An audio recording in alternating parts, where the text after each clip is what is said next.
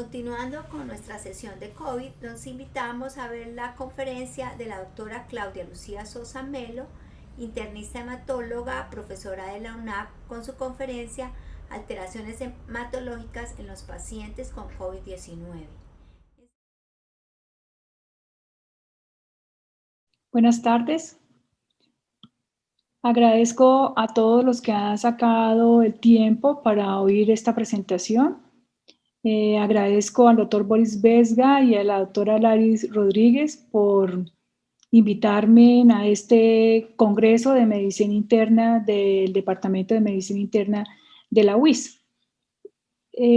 Vamos en los siguientes 20 minutos a revisar las alteraciones hematológicas en los pacientes con COVID-19. El COVID-19 es una infección sistémica con un impacto significativo en el sistema hematopoyético y en la hemostasia. Hay alteraciones del laboratorio que son cambiantes tanto en el tiempo como según la severidad de la enfermedad. Y las causas de estas alteraciones hematológicas son tanto secundarias al ataque viral como secundaria a otras complicaciones en los pacientes con la COVID-19. Los objetivos de esta revisión es describir los cambios hematológicos asociados a la COVID-19, comprender las diferentes causas de las alteraciones hematológicas e identificar marcadores hematológicos predictores de severidad. Las alteraciones de la hematopoiesis, las alteraciones en los pacientes con la COVID-19, podemos dividirlas en dos grandes grupos, las que tienen que ver con la hematopoiesis como tal y las que tienen que ver con la hemostasia. En cuanto a la hematopoiesis, el virus puede atacar directamente a la célula madre, alterando la hematopoiesis, sobre todo en la línea mieloide y en la línea megacariocítica. Y en cuanto a la hemostasia, también sabemos que el virus puede activar a los macrófagos a expresar el factor tisular y a desencadenar todo el mecanismo de coagulación para formar trombos. También puede alterar directamente las células endoteliales al nivel del pulmón y de otros órganos, activando el factor tisular y activando también todo el mecanismo de coagulación. Las alteraciones hematológicas descritas en las diferentes publicaciones, tenemos este metaanálisis en el cual muestra que lo más frecuente es el aumento de los leucocitos, el aumento de los neutrófilos, la disminución de los linfocitos, la disminución de las plaquetas, la disminución de los eosinófilos y la disminución de la hemoglobina. Así como también el aumento del tiempo de protrombina, el aumento del dímero D, el aumento de la ferritina sérica como un marcador de inflamación y el aumento de la LDH. Tenemos este otro metaanálisis, es uno de los metaanálisis por estos autores de los más robustos hechos en búsqueda de las alteraciones hematológicas, con 4.977 casos y 1.107 casos con COVID-19 severo. Acá básicamente vamos a mirar los resultados agrupándolos por las alteraciones en los glóbulos rojos, en los glóbulos blancos, en las plaquetas y en la hemostasia. En cuanto a la hemoglobina, el promedio ponderado de la diferencia de la hemoglobina en todos los pacientes con COVID-19 comparado con la población general fue hacia arriba en 0.67 gramos por decilitro, y en los pacientes con COVID-19 grave, la diferencia del promedio ponderado de la hemoglobina comparado con la población general no fue significativa. Se ha descrito por algunos autores microangiopatía y hemólisis con todos los cambios inherentes y específicos de las anemias hemolíticas microangiopáticas. También hay algunos autores que han visto una alteración en la hemoglobina, dado que el virus, las estructuras virales del coronavirus pueden unirse a la porfirina. Las proteínas del virus atacan la hemoglobina en la cadena beta 1, desplazando el hierro para formar porfirina. Por lo tanto, hay una alteración en el transporte de oxígeno de la hemoglobina con aumento de la dificultad respiratoria y aumento de la disnea. Para este metaanálisis explican los autores que probablemente la ausencia de la anemia podría reflejar un aumento en la producción de los glóbulos rojos en la médula ósea secundaria a la misma hipoxemia o a la hemoconcentración severa en el contexto de la sepsis.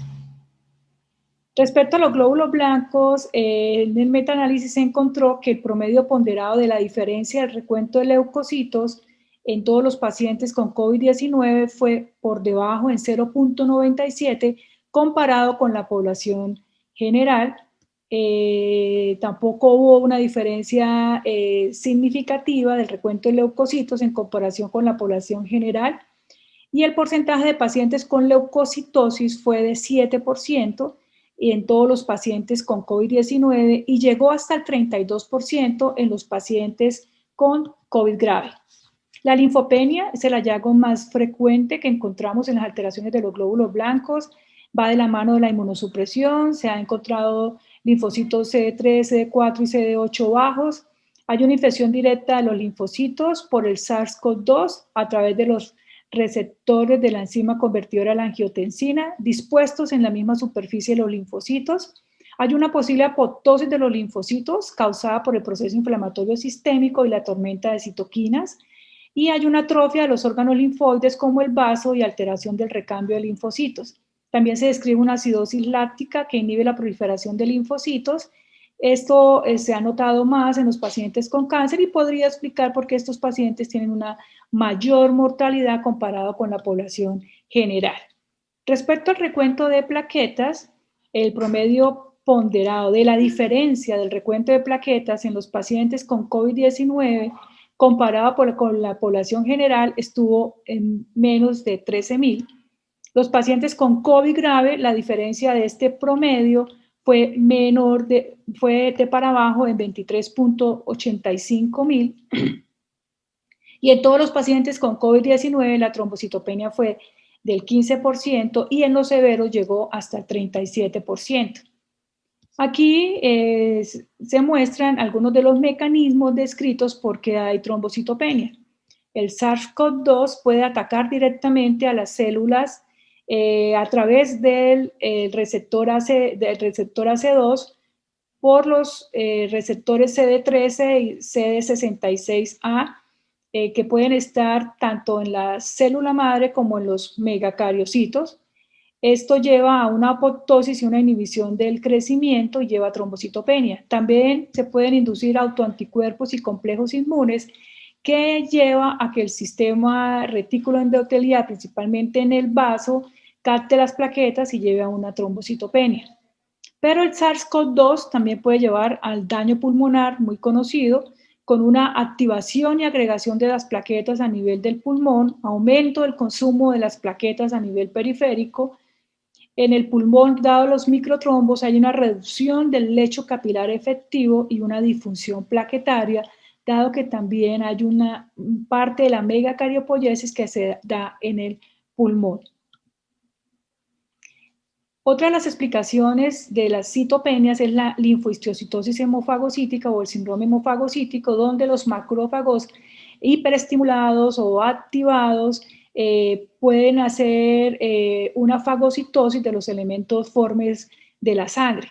Siempre tener en cuenta, y sobre todo en aquellos pacientes que tengan ferritinas muy elevadas, por encima de 6.000 o de 10.000, buscar los otros criterios para el diagnóstico de síndrome hemofagocítico para tenerlo en cuenta dentro del diagnóstico diferencial de estos pacientes y revisar si necesitan tratamientos específicos de soporte dados en estos pacientes con complicación de síndrome hemofagocítico. Las alteraciones hematológicas no solamente son en número, también son en morfología. Vemos cómo se ha descrito linfocitos reactivos con características linfoplasmocitoides. Neutrófilos pueden tener numerosas granulaciones oscuras, podemos tener que son las conocidas como granulaciones tóxicas. Y las plaquetas las podemos ver grandes, como están acá, hipercromáticas, algunas vacuolizadas y con pseudópodos. En cuanto a las alteraciones de las pruebas de coagulación, en cuanto al tiempo de protrombina, se ve que el promedio ponderado en la diferencia del TP en todos los pacientes, acuérdense que eran más casi 4.000 pacientes, en COVID-19 en comparación con la población general no fue significativa. Y en los pacientes con COVID grave, la diferencia del promedio ponderado del tiempo de protrombina fue superior en 1.92 segundos solamente. En cuanto al dímero D, que el dímero D podemos decir que es la estrella de las alteraciones hematológicas en los pacientes con COVID, el promedio ponderado de la diferencia del dímero D en todos los pacientes con COVID-19 fue hacia arriba en 0.35 miligramos por litro, y en los pacientes con COVID grave la diferencia en el promedio ponderado fue hacia arriba también en 6.23 miligramos. Los pacientes con COVID no grave se encontró dímero D elevado en el 19% y esto ascendió a 80% en los pacientes con COVID graves. En cuanto al fibrinógeno, el promedio ponderado de la diferencia del fibrinógeno fue mayor en 1.33 en los pacientes con COVID comparado con los de la población general, y en los pacientes graves fue hacia arriba en 1.88.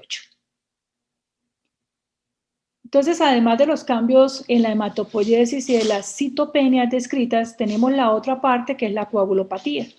La coagulopatía asociada a coronavirus está descrita como el patrón más común de esta coagulopatía es un fibrinógeno elevado, un dímero D elevado, que va de la mano con el aumento de los cambios inflamatorios que los podemos ver con el aumento de la PCR. El grado de elevación del TPT es menos prolongado que el del TP. Se describe que puede ser secundario el aumento del factor 8 de forma reactiva. La trombocitopenia generalmente es leve, trombocitopenias alrededor de 100.000, y es infrecuente la microangiopatía. Sin embargo, algunos pacientes pueden estar complicados con coagulación intravascular diseminada, cumpliendo los scores de la Sociedad Internacional de Hemostasia y Trombosis. Por lo tanto, siempre hay que estar haciendo seguimiento en estos pacientes y revisando cada uno de los ítems del score para, si el paciente tiene una CID probable, manejarlo o repetir y hacer seguimiento de los parámetros para estar haciendo diagnóstico de la coagulopatía intravascular diseminada. Se ha visto que los pacientes que tienen franca coagulación intravascular diseminada tienen más riesgo de morir, como en este caso, que 71.4% de los fallecidos cumplieron con los criterios de coagulación intravascular diseminada versus el 0.6% de los sobrevivientes. ¿Cuáles son los resultados clínicos? Está descrito el aumento, el estado protrombótico de los pacientes con la COVID. La incidencia es variable del 1.1 en algunos estudios hasta incluso 60% en algunos reportes en que hicieron estudios ecográficos, y puede ser lo más común a nivel de trombosis venosa profunda y embolismo pulmonar. Puede haber infartos del miocardio, coagulación intravascular diseminada, y también están descritos trombosis arterial. Esto es de un reporte de 7 pacientes que hicieron trombosis arterial, y esto es un marcador de mal pronóstico.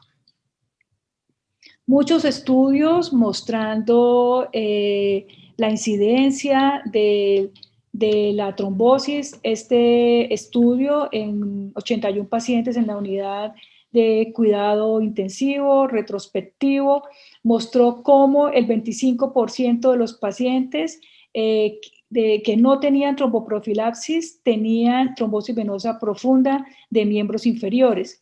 También en ese estudio se mostró cómo tener un dímero D por encima de 1.5 microgramos por mililitro era un predictor de trombosis con una sensibilidad del 85% y una especificidad del 88.5%. En esta otra serie de 184 pacientes, aquí sí todos los pacientes estaban recibiendo tromboprofilaxis estándar, se mostró una incidencia acumulativa de trombosis del 31%. Y el embolismo pulmonar fue la complicación más común, 81%. Los factores predictores independientes de complicaciones trombóticas en este estudio fueron la prolongación del TPT más de 5 segundos, una prolongación del TP más de 3 segundos. Aquí es importante recordar que en estos pacientes no se recomienda hacer seguimiento del TP con el INR, sino con los segundos por encima del control normal, dado que puede estar prolongado tan poco como 3 segundos y ya esto darnos un marcador que podemos estar frente a un estado protrombótico. Tenemos diferentes guías y diferentes propuestas de cómo manejar los pacientes, cómo hacer la tromboprofilaxis.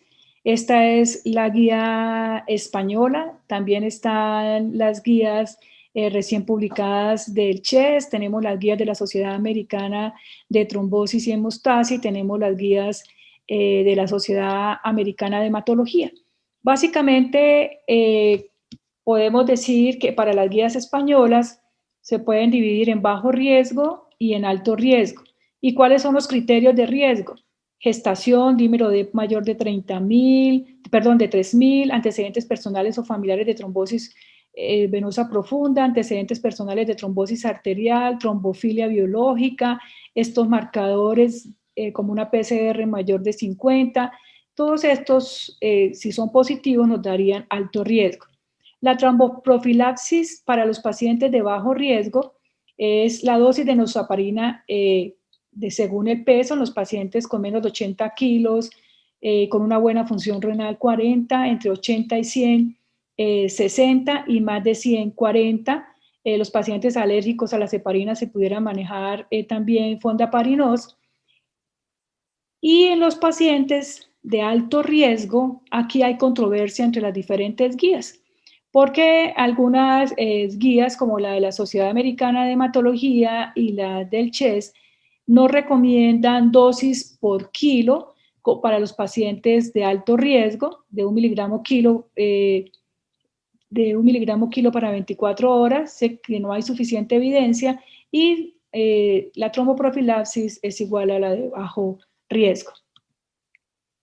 La Sociedad de Hemostasia y Trombosis propone este algoritmo para los pacientes y es siempre pedir a los pacientes con COVID-19 dímero D, tiempo de protrombina, plaquetas y fibrinógeno. Si el dímero D está marcadamente aumentado, el TP está prolongado y las plaquetas están por debajo de 100.000 y el fibrinógeno por debajo de 2 gramos por litro, se debe hospitalizar y monitorizar este paciente 1 o 2 veces al día. Si este paciente empeora hacia la coagulopatía hemorrágica, usar productos sanguíneos según el protocolo y considerar terapias experimentales. En el otro lado tenemos los pacientes con un dímero D no marcadamente aumentado, un TP normal, unas plaquetas normales y un fibrinógeno elevado. Estos pacientes tienen dos posibilidades: que el paciente egrese y tenemos estos laboratorios que tuvimos basales para luego compararlos, o que el paciente sea admitido por otra causa, no necesariamente por la COVID, sino por otra causa. Todos estos pacientes deben llevar dosis profiláctica de heparina de bajo peso molecular. Usar productos sanguíneos y tener en cuenta el manejo de la coagulopatía, transfundir en pacientes, ¿qué vamos a hacer en la coagulopatía? Transfundir a los pacientes sin sangrado solo cuando tengan plaquetas menores de 20.000 y tengan fibrinógenos menos de 2. En pacientes con sangrado, vamos a transfundir plaquetas cuando estén por debajo de 50.000, fibrinógeno por debajo de 2. Fibrinógeno podemos transfundir en plaquetas, pues una unidad de plaquetas por aféresis. En fibrinógeno se puede transfundir crioprecipitados o se pueden transfundir concentrados de fibrinógeno y transfundir plasma fresco congelado o concentrados de complejo protrombínico en los pacientes que tengan un tiempo de protrombina mayor de 1.5 veces. No es con el INR, sino hacer simplemente la relación del TP con respecto al del TP normal con respecto al TP del paciente. En cuanto a la anticoagulación para el manejo antitrombótico en la coagulación intravascular diseminada, cuando el paciente requiere anticoagulación por tromboembolismo pulmonar o por fibrilación auricular, esta debe suspenderse cuando las plaquetas estén por debajo de 30 a 50.000 o si el fibrinógeno es menor a 100, como más lo conocemos. Siempre hacer una individualización en los pacientes mirando el riesgo versus el beneficio. La tromboprofilaxis con heparina de bajo molecular es recomendada para todos los pacientes hospitalizados con COVID-19 en ausencia de sangrado. Y cuando es profilaxis, podemos tenerlos con esa dosis hasta plaquetas de 20.000 a 30.000 o fibrinógenos de 50. Un TP normal o un TPT anormal no contraindica la tromboprofilaxis. Tampoco debemos transfundir los pacientes para corregir pruebas de coagulación si el paciente no está sangrando. Para terminar, debemos familiarizarnos con los hallazgos hematológicos tempranos y tardíos de la infección por COVID-19. La leucocitosis y la linfopenia pueden reflejar una enfermedad grave y alertarnos para un seguimiento más estricto. El fibrinógeno y sobre todo el dímero D y el tiempo de protrombinas elevados apoyan la hipótesis de un estado protrombótico. Vimos durante la anterior revisión la importancia del dímero D tanto para evaluar el estado protrombótico como para predecir las complicaciones. La coagulopatía asociada al COVID-19, tener en cuenta que es más trombótica que hemorrágica y que no nos debemos olvidar de la tromboprofilaxis en estos pacientes. Muchas gracias por su atención. Enseguida vendrá el doctor Alejandro Pinzón Tovar, internista endocrinólogo de la Universidad Sur Colombia, con su conferencia Vitamina D y COVID-19. Muy buenos días a todos. Mi nombre es Alejandro Pinzón Tovar. Yo soy médico internista y endocrinólogo. Soy internista de la Universidad Sur Colombiana y endocrinólogo del Hospital Militar de Colombia. Pertenezco a la Asociación Colombiana de Endocrinología, Diabetes y Metabolismo y soy el presidente del capítulo de la Asociación Colombiana de Medicina Interna Alto Magdalena. Soy docente de la Universidad Sur Colombiana y soy el director científico de EndoColombia. Y primero que todo quiero agradecer enormemente a la Universidad Industrial de Santander, a su programa de Medicina Interna y al doctor Rafael Castellanos por invitarme a compartir con ustedes esta videoconferencia. Vamos a hablar de vitamina D y COVID-19. No tengo ningún conflicto de interés para esta presentación y vamos a tocar 4 tópicos específicos, un poco de introducción a algunos estudios locales en vitamina D, estudios propios de nuestro grupo de trabajo de la Universidad Sur Colombiana y de nuestro Servicio de Medicina Interna, algunos datos epidemiológicos y plausibilidad biológica en relación a lo que es la vitamina D y la infección COVID-19 y vamos a finalizar con unas conclusiones. Esto es algo que ustedes conocen muy bien, la síntesis y los efectos clásicos de la vitamina D, iniciando desde el 7 de hidrocolesterol con su efecto a través de la radiación UV de la luz solar y su conversión en vitamina D3 para posteriormente sufrir una hidroxilación a nivel 25 por la 25 hidroxilasa en el hígado y posteriormente sufrir una segunda hidroxilación a nivel renal por la 1 alfa hidroxilasa para tener calcitriol o vitamina D activa. Ustedes ven aquí algunos factores que influyen en esta actividad enzimática, como es el factor de crecimiento fibroblástico 23, el fósforo, los niveles de calcio y evidentemente la hormona paratiroidea como un regulador de esa capacidad de síntesis para hacer que esta vitamina D activa, 1,25 dihidroxivitamina D, tenga su efecto a nivel del ciclo óseo, convirtiendo preosteoclastos en osteoblastos posterior a la activación del osteoblasto y mejorando o produciendo una resorción ósea, mejorando los niveles séricos de calcio y de fósforo. Y por otro lado, esta misma molécula, el calcitriol, teniendo un efecto a nivel de la pared del intestino sobre la expresión de estos canales apicales a nivel del enterocito, los TRPV6, para producir una absorción de calcio a este nivel y de esta manera mejorar o optimizar los niveles de calcio a nivel sérico. Esta 1,25 dihidroxivitamina D sufre un metabolismo que es básicamente excretado a nivel biliar.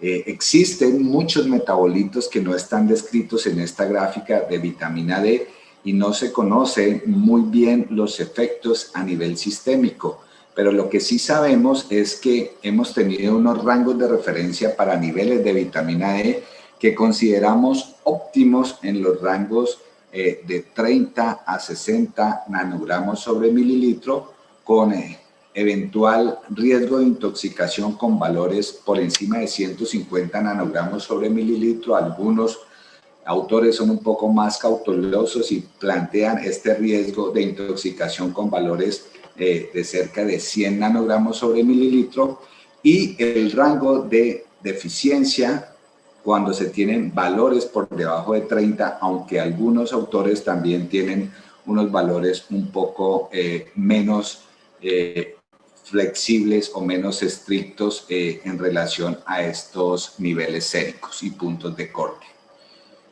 Hemos entendido que la vitamina D, por tener esa influencia de la luz solar y de los rayos ultravioleta en el inicio de su producción y de su síntesis con el sustrato que es la generación de la 25-hidroxivitamina D, pues sabemos que entre más bloqueemos ese efecto de la luz solar en la piel, pues vamos a tener disminución en los niveles de la 25-hidroxivitamina D.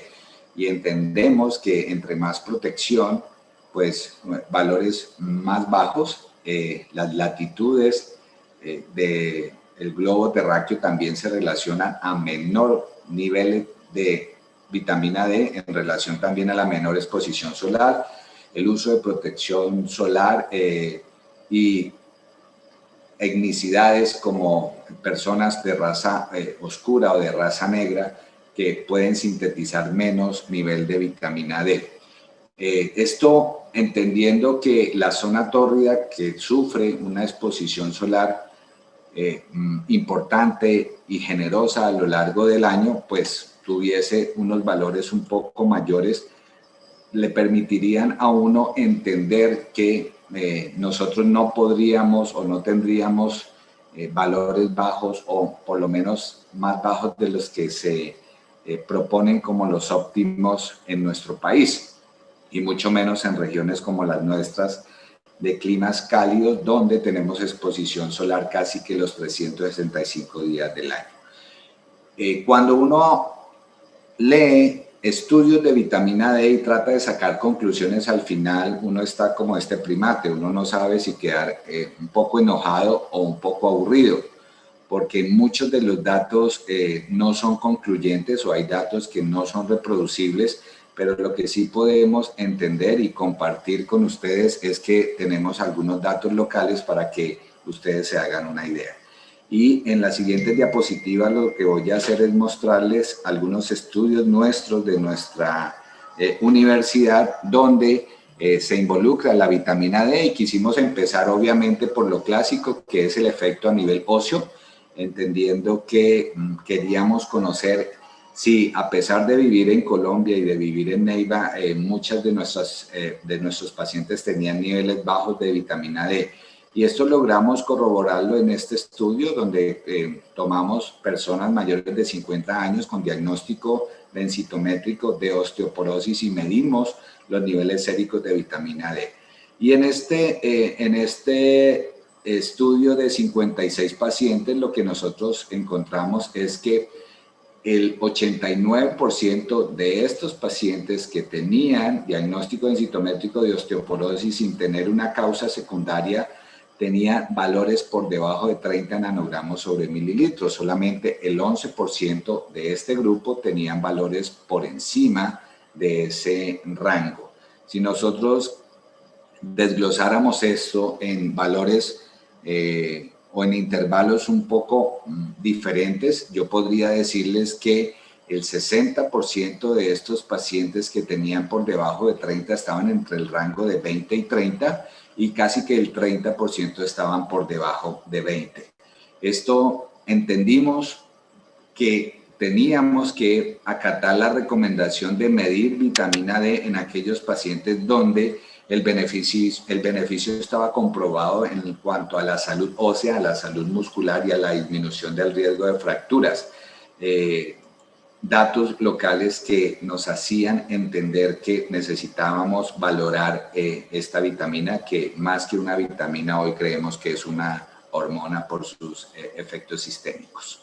Otro de nuestros estudios locales es, quisimos tomar personas más jóvenes y dentro de estas tomamos pacientes que recibían tratamiento anticonvulsivante para epilepsia y decidimos valorar qué tanto era el nivel de insuficiencia o de deficiencia, y nosotros encontramos que de nuestros pacientes, que era un poco menos de un centenar que tomaban anticonvulsivantes para tratar su epilepsia, era frecuente la presencia de insuficiencia y de deficiencia de vitamina D.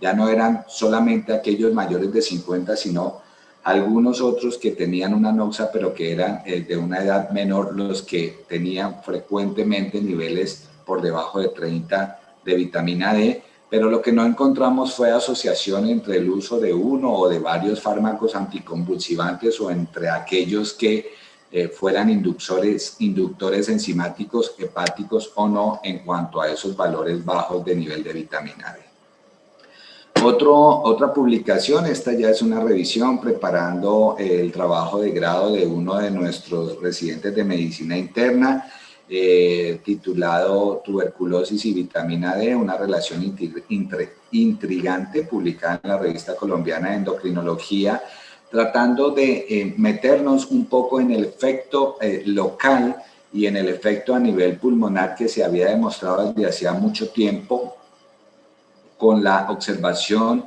de la mejoría de los pacientes que tenían tuberculosis y eran expuestos a baños de sol, y después con la recomendación del consumo de soluciones clásicas como la emulsión de Scott para prevenir infecciones pulmonares.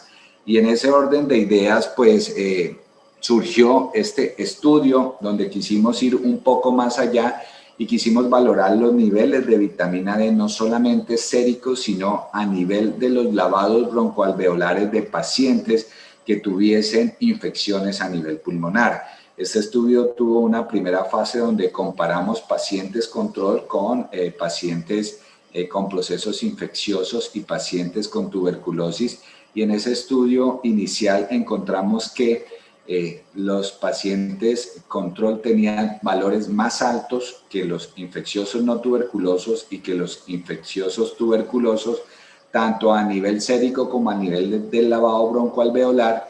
Y en esta segunda fase constatamos que estos controles infecciosos respecto a los pacientes que tenían tuberculosis tenían valores un poco mayores, pero siendo incluso o de nuevo bajos respecto a los controles tanto a nivel del lavado broncoalveolar como a nivel sérico cuando se comparaban entre estos grupos, y que esta diferencia en cuanto a nivel de vitamina D local en el lavado broncoalveolar y a nivel sérico comparando los infecciosos con los tuberculosos resultó ser una diferencia estadísticamente significativa. Estamos sometiendo este trabajo con un paper para el comité editorial de una de las revistas y esperamos nos lo publiquen. Esta es una imagen que básica y exclusivamente quiere demostrarles a ustedes las unidades en que pueden encontrar los diferentes artículos en relación a los niveles de vitamina D. Y aquí está lo que nosotros tenemos en nuestro país, un reporte en nanogramos sobre mililitro, pero muchos de los artículos internacionales van a reportar en nanomoles por litro, y esto es simplemente para decirles que el factor de conversión es 2.5. De nuevo, valores óptimos por encima de 30, insuficientes entre 21 y 29 en este caso, y deficientes entre 11 y 20 con severas deficiencias con valores menores de 10. Y algunas, su equivalente en nanomoles por litro, y algunas recomendaciones en cuanto a la suplencia de acuerdo al rango encontrado.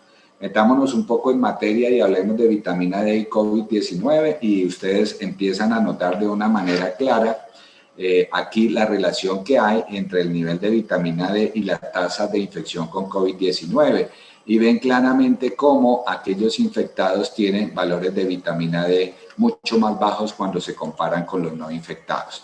Si nosotros queremos coger aquellos infectados y catalogar la sintomatología y la severidad de la enfermedad con síntomas leves, síntomas comunes, severos, o aquellos que tienen una condición crítica, vemos cómo en aquellos pacientes con COVID-19 la proporción de normalidad en cuanto a nivel de vitamina D es mucho más alta si las comparamos con los otros grupos, pero el nivel de insuficiencia empieza a tomar un gran protagonismo en aquellos con síntomas ordinarios, que queda relegado a un segundo plano para los que son enfermos de forma severa o crítica, donde la deficiencia de vitamina D es la gran relacionada a estos casos.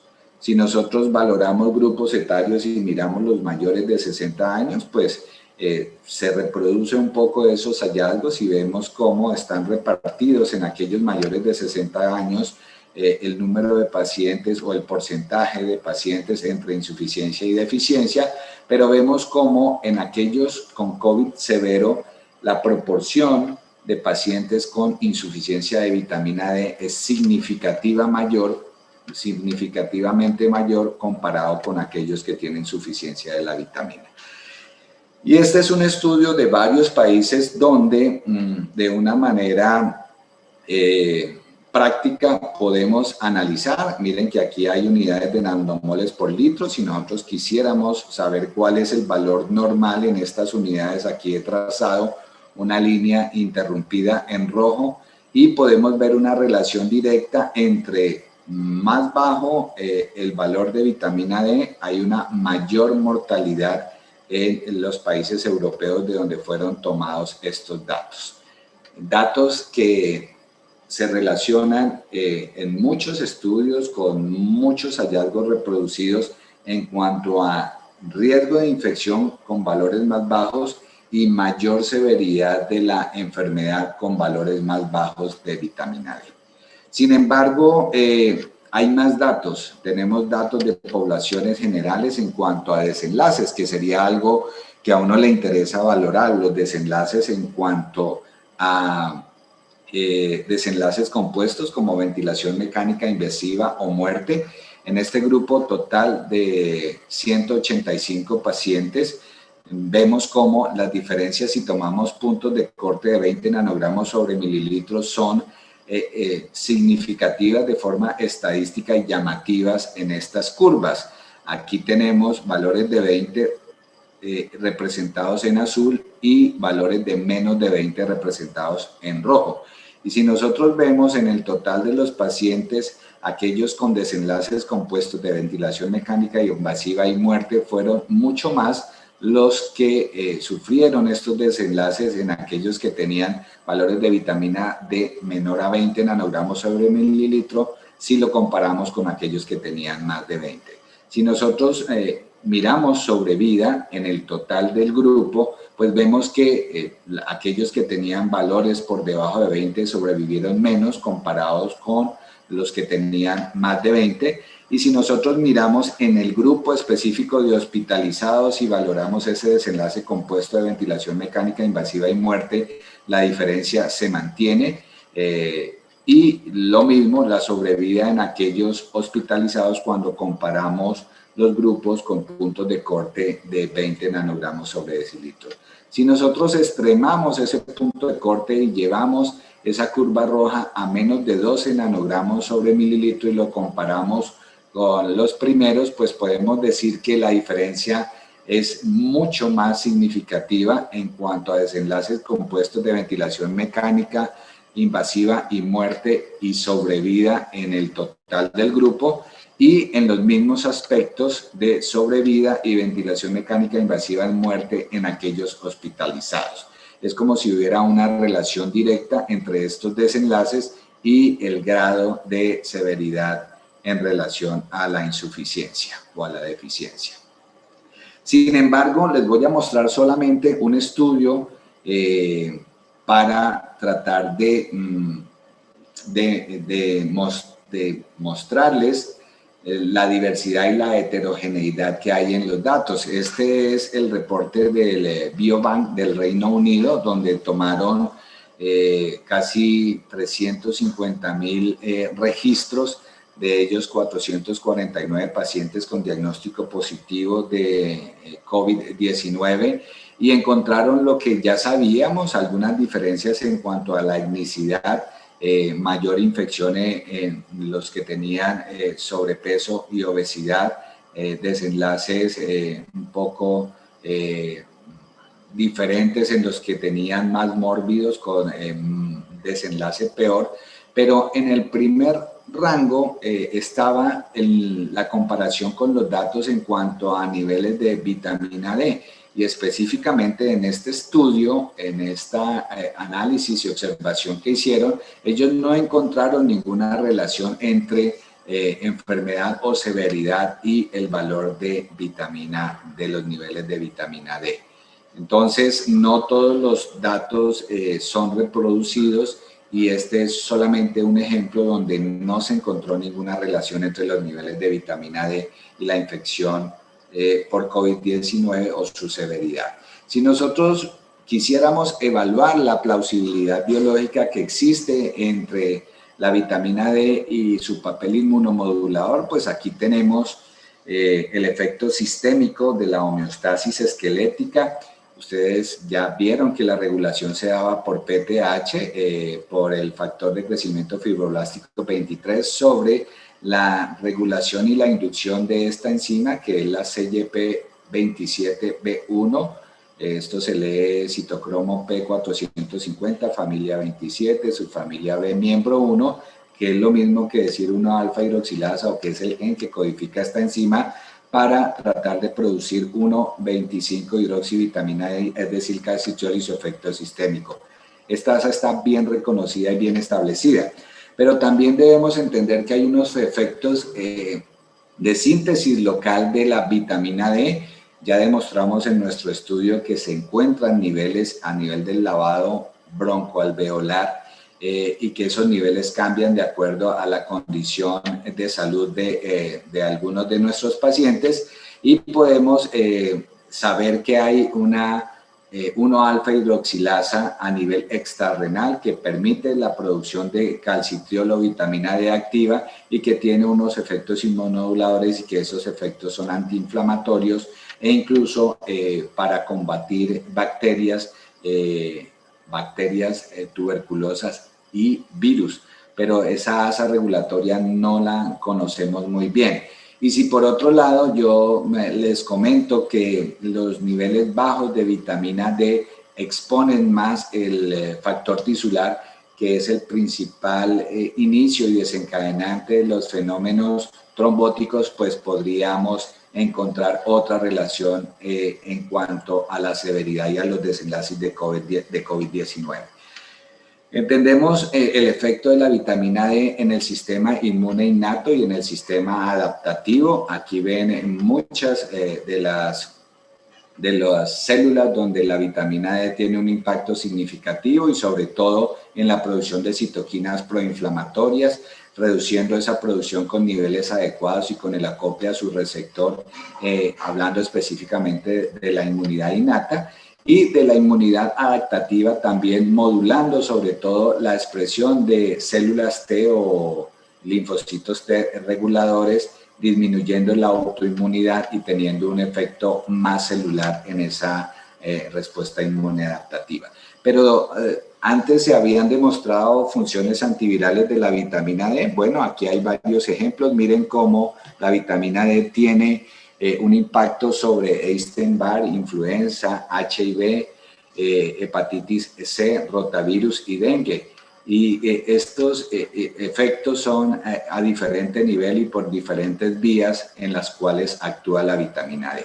Voy a mostrarles solamente un ejemplo de la inmunidad innata, algo parecido a lo que ocurre con la tuberculosis, el Toll receptor que capta los virus. En este caso el ejemplo es cómo funciona antiviral, pues permite que gran parte de ese virus sufra endocitosis y sufra lisis en los lisosomas o en los autofagosomas que produce el neutrófilo, ¿cierto? Produciendo una disminución de la carga viral y un clearance de ese exceso de virus, pero por otro lado también modula la unión de la 25 vitamina D para activar la 1-alfa hidroxilasa y producir vitamina D activa para que se acople a su receptor y ese acople en el receptor produzca una síntesis de moléculas gracias a la unión a los elementos de respuesta de la vitamina D, y ese tipo de moléculas son a favor de la producción de óxido nítrico, de calcio, de catelicidina, una proteína que tiene un efecto antituberculoso, y de estas que son moléculas, péptidos de defensa como la defensina 1-beta, que lo que hace es aumentar la expresión de otras enzimas para producir autofagia y más clearance del virus. Por otro lado, este acople de la vitamina D a su receptor bloquea esta cascada mTOR, que si no es bloqueada, pues permite que no haya autofagia y que no haya el control a nivel viral. Entonces miren cómo sí tiene unos efectos antivirales la vitamina D, con una plausibilidad biológica demostrada que pudiera ser interesante. Así bien, resumiendo, tenemos que la vitamina D activa unida a su receptor, y en este efecto de inmunidad el receptor también juega un papel muy importante con los diferentes niveles, no solamente de modulación celular, sino de expresión y de síntesis de citoquinas, pues puede influir en muchos procesos patológicos. Conocemos bien lo que ocurre con la osteoporosis en cuanto al imbalance de calcio y la deficiencia de vitamina D. Incluso el tratamiento para osteoporosis se ve afectado si no tenemos niveles adecuados de vitamina D. Pero por otro lado, el efecto de autoinmunidad bien conocido, y sobre la expresión de Toll receptors en cuanto a lupus eritematoso sistémico y esclerosis múltiple, pero en coronavirus, por ejemplo, una modulación de esa cascada de citoquinas que fue demostrada en cuanto a malaria y que se interroga que tenga el mismo impacto a nivel de coronavirus, un efecto sobre el neurotrofismo y modular la disfunción somatosensorial en coronavirus, sobre todo en la pérdida de la sensación del gusto, y esa respuesta, modular esa respuesta inmune y adaptativa en cuanto a el control inmune que puede hacerse en el coronavirus, ya demostrado en infecciones virales como influenza y dengue. Terminemos hablando un poco de lo que es el eje renina-angiotensina-aldosterona y las infecciones del tracto respiratorio superior. Este eje se activa y ustedes conocen bien que la angiotensina 2 se une a su receptor AT1 y que este fenómeno lo que hace es la producción de citoquinas proinflamatorias y sobre todo generar la liberación de esta molécula, que es una molécula proinflamatoria por excelencia, que es el factor nuclear kappa beta, y se genera una liberación porque su inhibidor está disminuido. Al estar su inhibidor disminuido, pues queda libre para hacer todos los efectos, y esto produce edema a nivel del epitelio respiratorio, donde estos receptores tienen una gran concentración. Pero si la angiotensina 2 es convertida a angiotensina 1,7, este receptor, esta angiotensina 2 puede tener un efecto diferente a este nivel local, y el receptor de esta angiotensina 1,7 es el receptor más y ya no el AT1. Si nosotros miramos lo que ocurre con la vitamina D, empecemos acá por abajo, hay una conversión por la 1-alfa hidroxilasa de 25 a 1,25 vitamina D, hay una producción de péptidos de defensa o defensinas que lo que hace es disminuir la replicación y la efectividad de los virus, que puede también disminuir la conversión de angiotensinógeno en angiotensina 1 por modular la renina. Modularla hace la enzima convertidora de angiotensina para producir angiotensina 2 y más bien producir ACE2, mejorando el acople de la angiotensina 1,7 a su receptor más, y por ende disminuyendo la producción de citoquinas, de quimoquinas, y disminuyendo la posibilidad de que este factor nuclear kappa B quede libre porque hay un aumento en la síntesis de su receptor. Para simplificar, pues podemos decir que la vitamina D influye en los fenómenos inflamatorios, disminuyendo la inmunidad adaptativa y potenciando esa inmunidad innata, con una reducción en los valores de citoquinas y por ende de los fenómenos proinflamatorios, modulando la cascada de citoquinas. Y si por otro lado les podemos decir que el factor tisular va a estar menos libre con niveles adecuados de vitamina D, este fenómeno o este efecto anticoagulante sería aquel que modula o que reduce el impacto coagulopático que hace que se presente de manera severa los cuadros de COVID-19, reduciendo el impacto sobre mortalidad. Finalizo con unas conclusiones. Ustedes, pues creo que entienden que la vitamina D protege contra infecciones respiratorias. Una cosa interesante que deriva de todos estos estudios es que si la vitamina D protege contra la infección y contra la severidad, pues la deficiencia es un factor que es fácilmente modificable. Está disponible, termina siendo económico, y la respuesta a la suplencia es importante y significativa, entonces sería un factor fácilmente modificable. Sin embargo, la plausibilidad biológica habla de que un contexto biológico existente debe explicar lógicamente la etiología por la cual se produce ese efecto en la salud, y yo pues espero haberles dejado algunas interrogantes y cuestionamientos en cuanto al efecto de vitamina D y modular no solamente procesos infecciosos bacterianos sino virales, pero desafortunadamente tengo que terminar con esta frase que resulta un poco odiosa, que es que muchos de los estudios epidemiológicos tienen resultados diversos que no permiten tener unas conclusiones definitivas, por lo menos en cuanto a infección por COVID-19, como ha ocurrido en otros procesos patológicos relacionados al impacto que tiene mejorar los niveles de vitamina D. Quiero terminar de nuevo agradeciéndoles a todos su participación, al grupo de medicina interna de la UIS, y dejándoles mis dirección de correo electrónico por si necesitan alguna consulta. Quedo atento a sus inquietudes. Muchísimas gracias.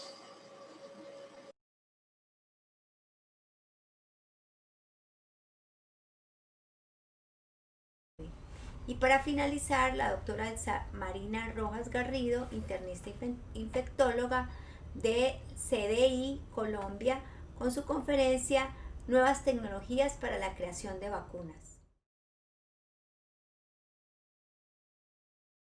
Quiero dar agradecimiento al comité organizador de este Congreso de Medicina Interna de la UIS, a la doctora Lady Rodríguez y al doctor Boris Vesga. Me ha correspondido cerrar este panel con esta conferencia sobre el desarrollo de vacuna contra COVID-19. Declaro que para esta conferencia no tengo ningún conflicto de interés. Yo misma decidí el tema de la conferencia y la recopilación de información que se presenta la he hecho por mis propios medios.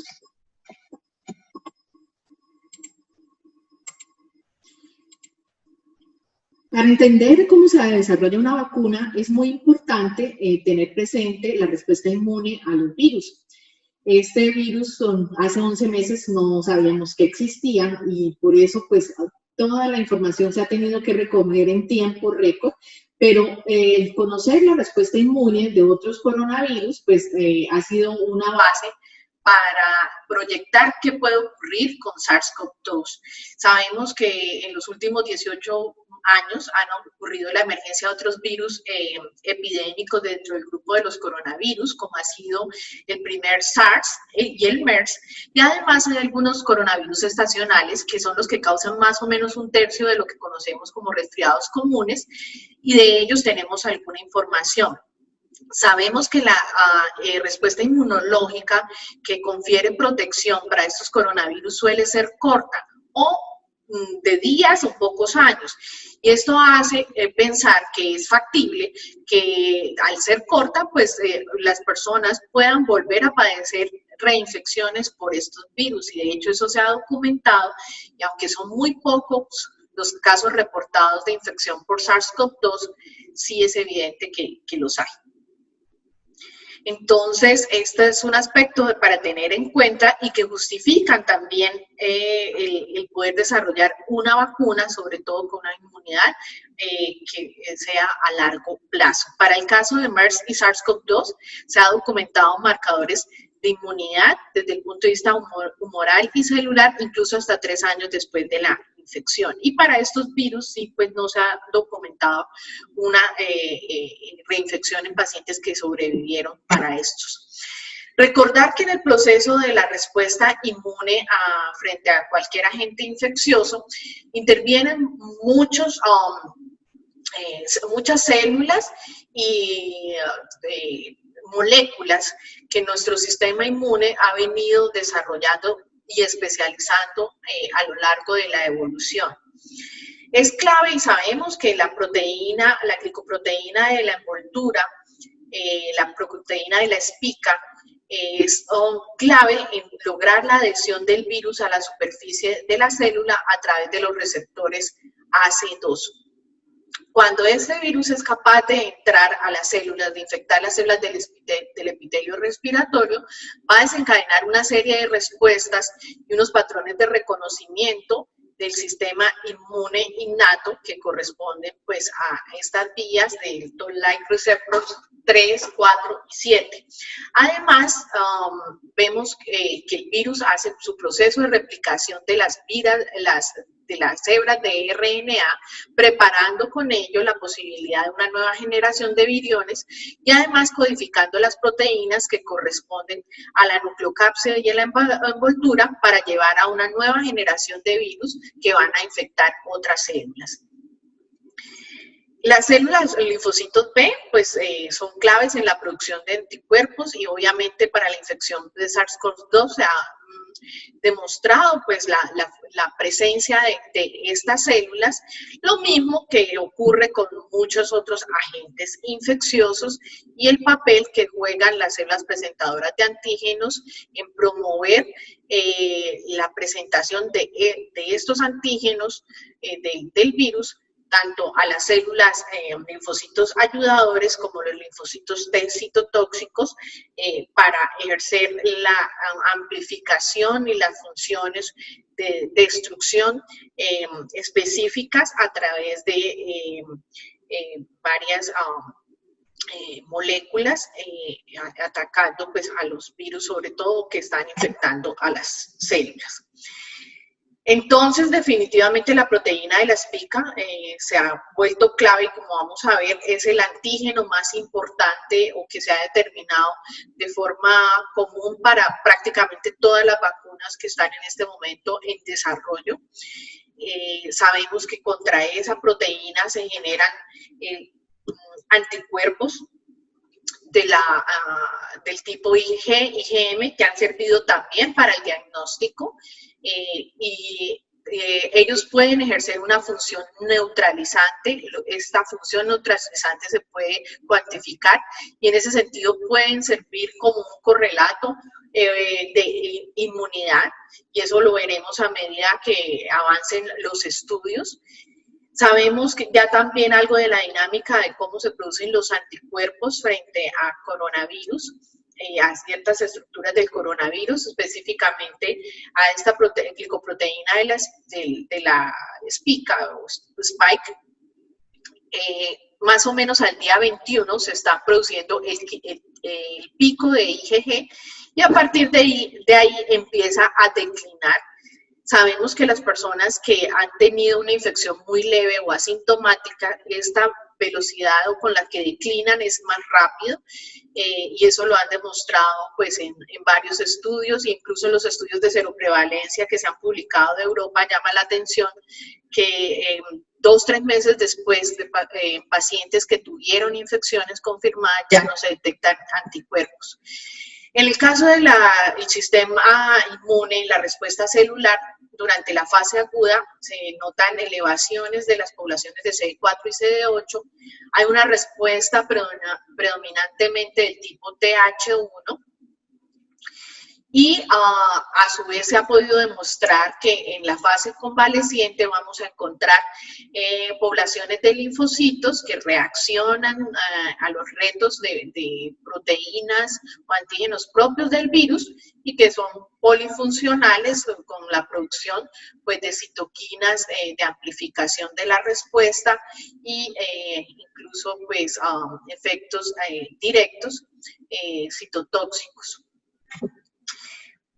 A manera de resumen de esta parte, entonces, sabemos que sí se producen anticuerpos específicamente contra la glicoproteína spike o de la espica, proteínas de la membrana, pues al parecer también los puede haber, y los otros han sido sobre proteínas de la nucleocápsida, pero específicamente son neutralizantes los que están dirigidos contra la proteína spike, y también hay poblaciones de CD4 y CD8 que son capaces de reaccionar frente no solamente a la proteína de la espica, sino también a ciertas proteínas que no son estructurales y que hacen parte pues también de proteínas codificadas obviamente por el RNA del virus.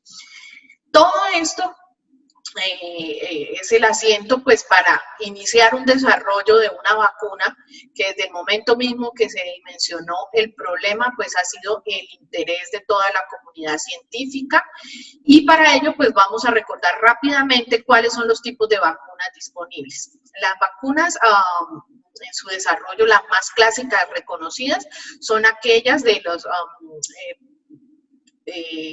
agentes infecciosos que están inactivados o las vivas atenuadas. Y para el caso de SARS-CoV-2 hay plataformas de virus vivo atenuado y también de virus inactivado químicamente, y de hecho de esta última ya hay unas vacunas en fase 3. Las otras tecnologías o plataformas que se utilizan en el desarrollo de vacunas son las vacunas basadas en proteínas recombinantes. En este caso se ha podido reproducir de forma recombinante la proteína spike de forma completa o solamente el segmento o la conformación proteica que tiene que ver con la zona de dominio o el dominio de unión al receptor, haciéndolo aún mucho más específico. Esta proteína se ha logrado expresar en ciertos vehículos. Uno ha sido en estructuras similares a viriones, o sea, son estructuras que simulan la membrana de un virus y portan la proteína. Este es otro tipo de tecnología o plataforma que se está utilizando en el desarrollo de vacunas. Está este grupo amplio que son las vacunas vectoriales, que es virus. Específicamente uno de los más utilizados es un tipo de adenovirus que porta ya sea el material genético de ese adenovirus y se ensambla el gen que codifica la proteína de la espica, ¿cierto? Y ellos pueden hacer la replicación, o sea, es un virus que no es competente para la replicación. Hay otro que puede ser competente para la replicación o vacunas replicativas, vectoriales replicativas, que esto lo que simulan es como la infección de las células, pueden ayudar a hacer más eficiente su efecto de inmunogenicidad, y hay unas que fueron activas pero se inactivan bioquímicamente para su aplicación. Y otro abordaje ha sido las vacunas de DNA, que consiste en un plásmido y que porta el gen que genera la proteína de la espica, pero en estas necesitamos las células humanas para que a partir de ese DNA fabriquen la proteína de interés o el antígeno de interés, y lo mismo ocurre con las vacunas de RNA. Voy a ilustrarles este artículo, es muy interesante de revisar, está publicado este año en New England Journal of Medicine, en el cual nos repasa pues estas nuevas tecnologías. El plásmido de DNA, que recuerden, entran al núcleo de la célula, allí hacen la transcripción al RNA. Este RNA es el que finalmente llega a los ribosomas y va a generar la traducción a la proteína de interés, que en este caso es la proteína de la espica o la spike, y va a estar en el citoplasma y después se va a presentar a las células presentadoras de antígenos y generar una respuesta inmunológica. En el caso de la tRNA, pues nos ahorramos el paso del DNA, ya viene un RNA que solamente codifica la proteína de interés, usualmente vienen en formulaciones que son en nanopartículas lipídicas, y ellas en los ribosomas pues se traducen a la proteína de interés.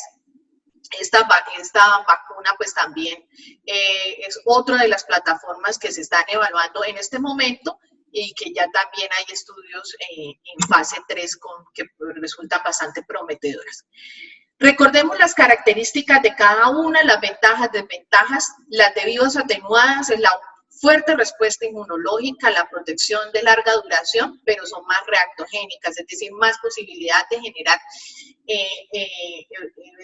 efectos adversos, sobre todo en la fase, pues, recién su aplicación. Pero la ventaja es que es de las que más tenemos conocimiento, la que hay mayor experiencia y podría pues fácilmente fabricarse o producirse. Las inactivadas pues son otro grupo de vacunas que estamos familiarizados, usualmente son menos inmunogénicas, entonces requieren adyuvantes. Igual se tiene experiencia en la fabricación de ellas ampliamente, pero igual es manipular virus vivos y en este sentido, pues por temas de seguridad es un poco complejo. Las de proteínas recombinantes y las de vectores son las más recientes, obviamente con proteínas recombinantes donde tenemos mucho más experiencia, y las últimas vacunas que han resultado exitosas y se utilizan en el mercado básicamente son de esta tecnología. Usualmente requieren adyuvantes y un cierto nivel pues, de complejidad para desarrollarlos, pero realmente estamos familiarizados o la industria está familiarizada en su producción. Y hay otro concepto que es las vacunas de inmunidad entrenada, que básicamente es la capacidad que tiene la inmunidad innata, ¿cierto?, de generar unas respuestas ante las vacunas que se utilizan para otras enfermedades y con ello mejorar la capacidad de nuestro sistema inmune innato de responder. Por ejemplo, se ha visto que con la vacuna para tuberculosis, las personas vacunadas se puede inducir una respuesta protectora frente a otros agentes infecciosos. Y de hecho hay ensayos clínicos con vacuna para tuberculosis, pues con la BCG básicamente, con el propósito de prevenir SARS-CoV-2, y en este momento hay ensayos clínicos con ese abordaje. ¿Sí? Y una ventaja es que son vacunas que ya están disponibles y que pues, se utilizan ampliamente. Falta ver pues, los resultados para este propósito. Entonces, en este cuadro les muestro los ejemplos de proteínas recombinantes. Está esta que está en evaluación para coronavirus, y un ejemplo clásico es la de hepatitis B o la de papiloma humano. Usualmente utilizan estos ayudantes, aluminio, escualeno y otros. Y en este sentido, pues, es una plataforma que conocemos y que probablemente se podría adaptar para coronavirus. Sin embargo, las que están mostrando mayor, digamos, adelanto son estas de RNA mensajero. Esta básicamente corresponden a unas vacunas que pueden venir con el RNA mensajero desnudo o en nanopartículas, y pues es una nueva plataforma que sí es flexible para producir nuevas vacunas, pero no hay ninguna vacuna de este tipo que esté actualmente en uso comercial o en uso amplio para la comunidad. Lo mismo pasa con las de DNA. Las de vectores virales también estamos aprendiendo con ellas. No hay ninguna en uso comercial. Hay esto que es Luxturna, que realmente es un vector de adenovirus al que se ha asociado a un gen para tratar una retinopatía degenerativa y que ya fue aprobado por la FDA. De hecho, fue el primer digamos, uso aprobado por FDA de un vector viral para una enfermedad que no es una infección, no es una enfermedad degenerativa de la retina, pero entonces ya por lo menos hay esta experiencia, lo que prueba que para llegar a este punto son vacunas que su seguridad se ha evaluado, y en este caso, pues la vacuna de AstraZeneca, la de Oxford, es un ejemplo de estas. Otra plataforma que se está evaluando es la de vectores bacterianos, que ellas también están en desarrollo, pero pues por ahora no tenemos mucha información. Una vacuna ideal para COVID también sería aquella que se pudiera dar por vía inhalada, porque es muy importante. Sabemos que la vía de entrada del virus es el tracto respiratorio, y sería ideal una vacuna que fuera capaz también de inducir la respuesta humoral de tipo anticuerpos IgA que están presentes en las mucosas. Sin embargo, hasta ahora no sabemos de este tipo de abordaje, o por lo menos las que están saliendo o que están más adelantadas, todas son por vía parenteral, por vía intramuscular, para el caso por ejemplo, la de Moderna, que es de RNA mensajero, o para las otras de vectores virales. Entonces, es algo que es deseable para el futuro. Esta gráfica nos recuerda que el desarrollo de vacunas y en general de medicamentos pues requiere muchas etapas y usualmente es muy prolongado. En promedio las vacunas requieren un desarrollo entre 15 y 20 años. Y las últimas que han salido y que se utilizan ampliamente, eso es lo que se gastó. Pero en el contexto de una pandemia como esta, los ensayos clínicos tienen que hacerse de forma acelerada, sobreponiendo las fases y acortando pues procesos.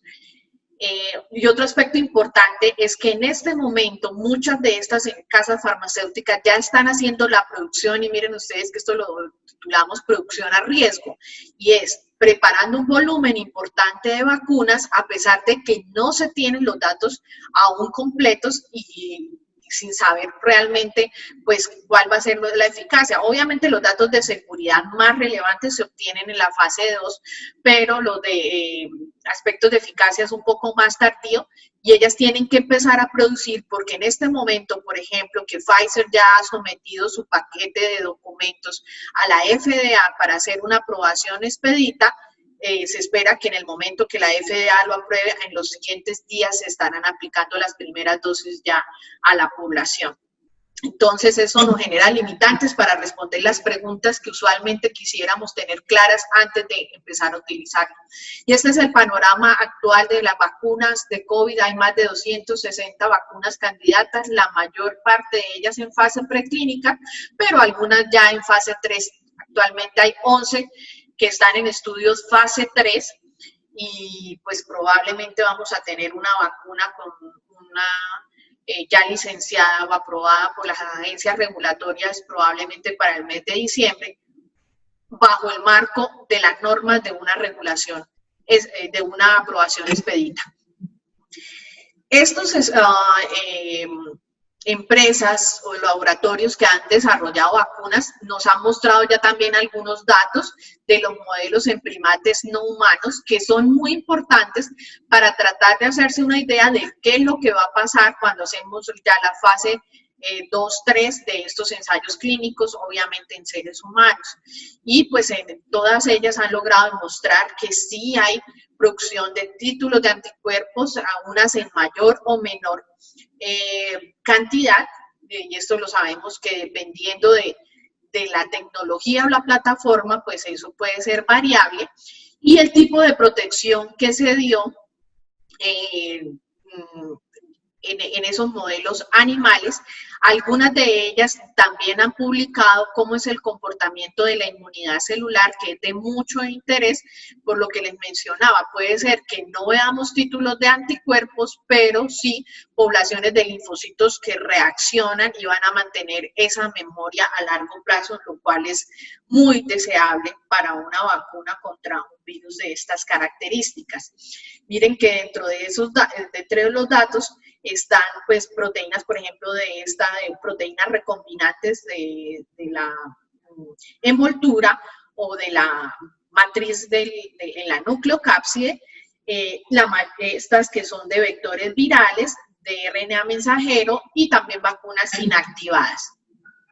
En los estudios fase 2 que empiezan ya a evaluar entonces la inmunogenicidad de las mismas en seres humanos, también cada uno de estos laboratorios ha venido sacando los datos. Aquí hay que recordar que muchos de los estudios están incluyendo básicamente adultos, no se incluyen mujeres embarazadas, no se incluyen por ahora niños ni personas inmunosuprimidas. O sea, no podemos extrapolar que lo que se está observando en estas poblaciones va a ser igual. Y una de las poblaciones de mucho interés para el caso de COVID es los adultos mayores, porque sabemos la carga de mortalidad tan alta en esta población.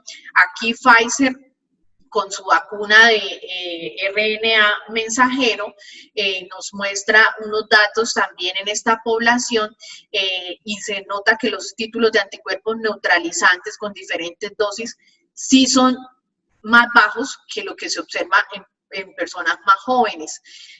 Esto se espera porque sabemos que la respuesta inmune en los adultos mayores es más bajo, y los estudios de eficacia, en la fase 3, esperaríamos que nos dijeran qué tanto afecta esto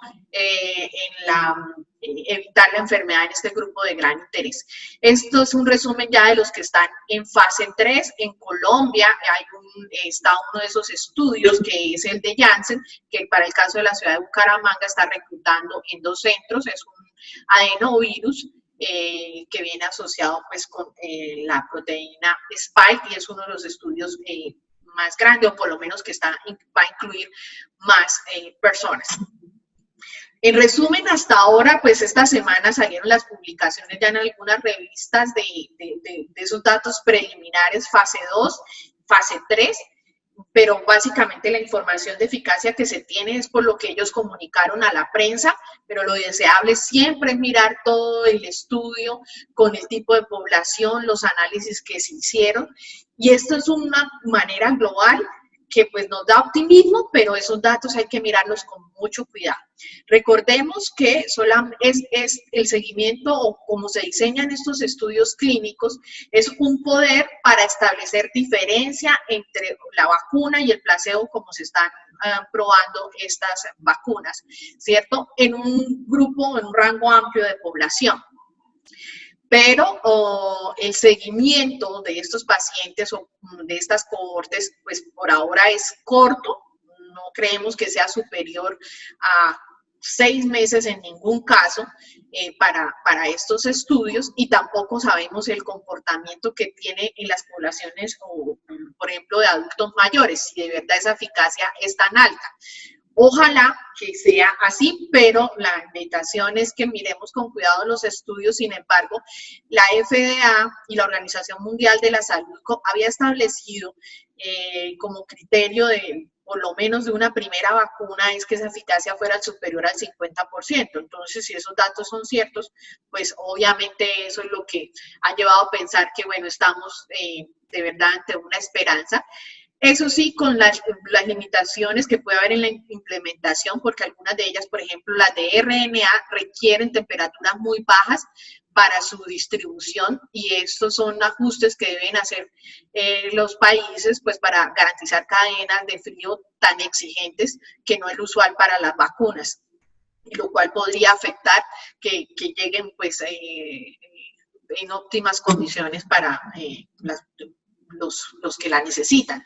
Y el otro aspecto de seguridad que siempre tenemos presente es esto que se denomina en inglés el ADE o el Antibody Dependent Enhancement, que es la potenciación de una enfermedad inducida por los anticuerpos o facilitada por los anticuerpos que se producen frente a la vacuna. Esto se ha descrito en sarampión, en virus sincitial respiratorio y en algunas vacunas de dengue. Hasta ahora lo que es datos que tenemos, pues para SARS-CoV-2 no ha ocurrido, pero es un riesgo, y dado que no vamos a tener todas estas fases tan extendidas o por ahora en el tiempo, pues hay que hacer una cuidadosa vigilancia post-marketing y pues continuar los estudios para ver cómo es el comportamiento de esas infecciones en pacientes vacunados. Aquí esta gráfica simplemente es para recordar ese aspecto. Los anticuerpos que inducen las vacunas, lo que se esperan es que lleven a una neutralización del virus, pero en el caso de cuando sea este fenómeno, esos anticuerpos lo que van a inducir es o facilitar la entrada a la célula, o en vez de inducir una respuesta inmune que aclare el virus y elimine el efecto patogénico del mismo, lleve a una respuesta exagerada con hiperinflamación e incluso pues un efecto deleterio. En conclusión, estamos ante una nueva era en el desarrollo de vacunas que sin duda SARS-CoV-2 trajo el acelerar esta nueva enfoque. Ya con ébola se había tenido una primera experiencia de un desarrollo acelerado de vacunas. De hecho, con ébola se logró desarrollar en el lapso de 18 meses unas vacunas que probaron ser eficaces para prevenir la enfermedad y que fueran seguras, y de ellas se han venido utilizando para controlar en el Congo la ébola. Y estas son vacunas de un vector, basadas en vector viral, y fue una primera aproximación acelerada. En este momento pues vemos toda la gama amplia y ojalá que funcionen, que prueben ser seguras, pero siempre la necesidad de tener la mayor cantidad de datos, porque el éxito de la vacunación va de la mano en que podamos ofrecer unas vacunas seguras, eficaces, y de manera que la gente se sienta también confiada en recibirlas como una estrategia complementaria a lo que se viene haciendo para controlar este problema que nos ha afectado tanto. Muchas gracias.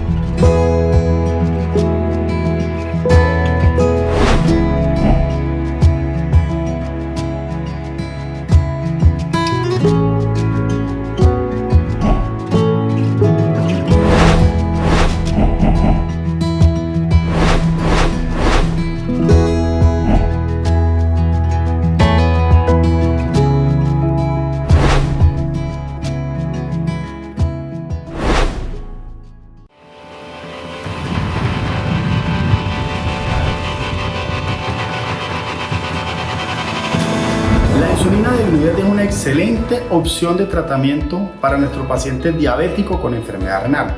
¿Y por qué? Precisamente uno de los grandes retos a que nos vemos enfrentados cuando tenemos esta población de pacientes es precisamente lograr una estabilización en sus cifras de glicemia. No es secreto que el paciente renal presenta mucha más predisposición a fluctuaciones tanto arriba como para abajo en sus cifras de glicemia, por lo tanto nuestros pacientes pueden padecer con más frecuencia variabilidad glucémica aumentada. Con Degludet podemos impactar en lograr una estabilización mucho más segura a lo largo del tiempo, y esto es muy importante para nuestros pacientes. Otro aspecto importante es la hipoglucemia. Ojo, no es secreto para nadie que los pacientes renales tienen aumento en el riesgo de hipoglicemia. El hecho de tener una tasa de filtrado glomerular menor de 60 centímetros por minuto y o tener una albuminuria mayor de 300 miligramos, esos son factores de riesgo para presentar más hipoglicemia. Con insulina Degludet, comparándola con otras terapias, podemos reducir estos episodios de hipoglicemia tanto nocturna como severa, y esto es muy importante para nuestros pacientes. También es importante la flexibilidad. Por la vida media de Degludet lo podemos utilizar una vez en el día y aún teniendo en cuenta la flexibilidad en cuanto a los horarios. También con la insulina Degludet vamos a requerir menos dosis de insulina comparativamente con otras terapias, y esto es muy importante a la hora de tener en cuenta para nuestros pacientes renales. Por todo esto, insulina Degludet es una excelente opción en nuestros pacientes.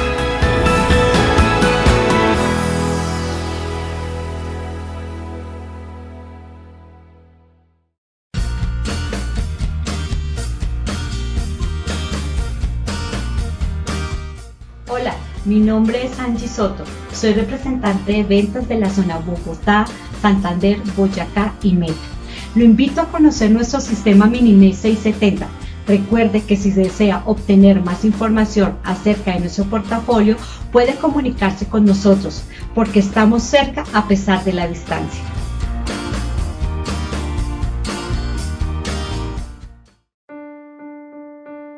Presentamos el sistema Minimed 670G. El sistema Minimed 670G es el primer sistema de bomba de insulina autoajustable del mundo para las personas con diabetes tipo 1. Incluye la bomba impermeable Minimed 670G, que tiene menús intuitivos y una pantalla con colores vivos. La tecnología SmartGuard autoajusta la administración basal de insulina para mantener la glucosa en rango durante el día y la noche. El Guardian Sensor 3, el sensor más preciso de Medtronic, que tiene un diseño fiable y es cómodo de usar. Y el medidor de glucosa en sangre Contour Next Link 2.4, que proporciona una calibración y dosificación fáciles y precisas y carga nuevos informes del software Kerling para ayudar a optimizar la terapia. Juntos forman el primer sistema de bomba de insulina del mundo que ajusta automáticamente la insulina basal a tus propias necesidades para ayudarte a optimizar el tiempo en un rango de glucosa saludable. Aquí te mostramos más información sobre la tecnología SmartGuard que impulsa el sistema Minimed 670G. La tecnología más avanzada hasta la fecha es el modo automático de SmartGuard. El modo automático de SmartGuard determina las necesidades de insulina en función de los valores de glucosa del sensor y aumenta o disminuye automáticamente la insulina basal cada 5 minutos, las 24 horas del día, lo que ayuda a maximizar el tiempo en rango para ayudar a estabilizar los niveles de glucosa con menos subidas y bajadas. En comparación con una bomba que administra una cantidad de insulina fija preprogramada, el modo automático de SmartGuard se adapta a tus necesidades de insulina en tiempo real para ayudar a mantener los niveles de glucosa en rango. Para las comidas, solo necesitas verificar los niveles de glucosa, introducir los hidratos de carbono y aceptar las recomendaciones de bolus calculadas por el sistema. Esta tecnología de vanguardia ha demostrado sistemáticamente resultados clínicos sólidos, ya que el sistema Minimed 670G se ajusta automáticamente, centrándose en ti, para que tú puedas centrarte más en tu día a día y en tu vida. Para obtener más información sobre el sistema Minimed 670G, visita nuestro sitio web.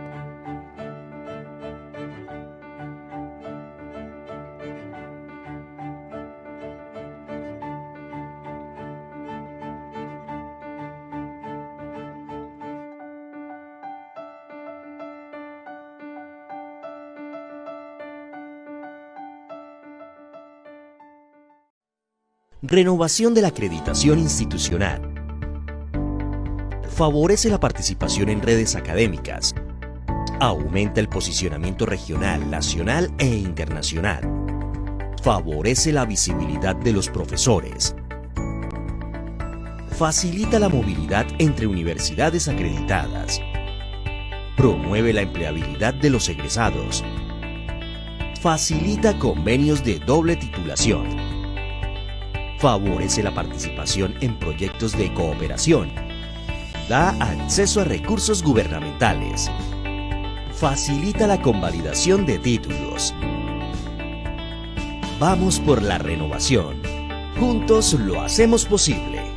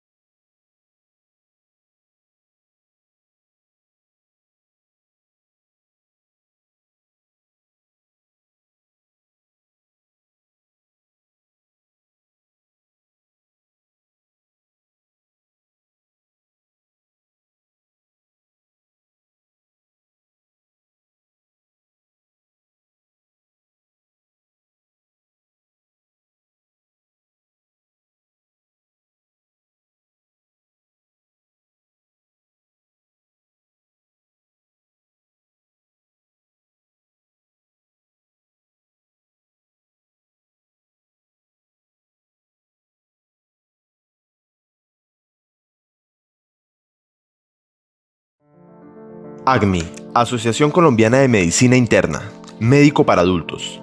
Ha sido creada con el fin de reunir a los médicos especialistas en medicina interna y sus subespecialidades, así como médicos generales y otros especialistas, para el fomento de las condiciones del desarrollo científico, gremial y formativo de la profesión, con base en recurso humano altamente calificado y tecnológico que nos permita brindar el mejor servicio en educación médica continuada. Gracias a la revista Acta Médica Colombiana y otras publicaciones, llevamos a cada rincón del país ciencia, tecnología e investigación, buscando siempre avalar a otras sociedades, laboratorios y empresas por nuestro comité académico, para transformar vidas a través de la medicina. Con más de 60 años de experiencia en salud, hoy seguimos trabajando con responsabilidad, respeto, credibilidad y fuerza, adaptándonos al entorno y transformando nuestra historia, llevando a través de cursos virtuales, congresos, simposios y talleres presenciales todo el conocimiento sobre medicina. En ACMI buscamos cuidar la salud y prevenir la enfermedad, y de la mano de cada profesional seguiremos avanzando, porque no hay frontera que nos detenga. ACMI, Asociación Colombiana de Medicina Interna, médicos para adultos, promoviendo el orgullo de ser internista.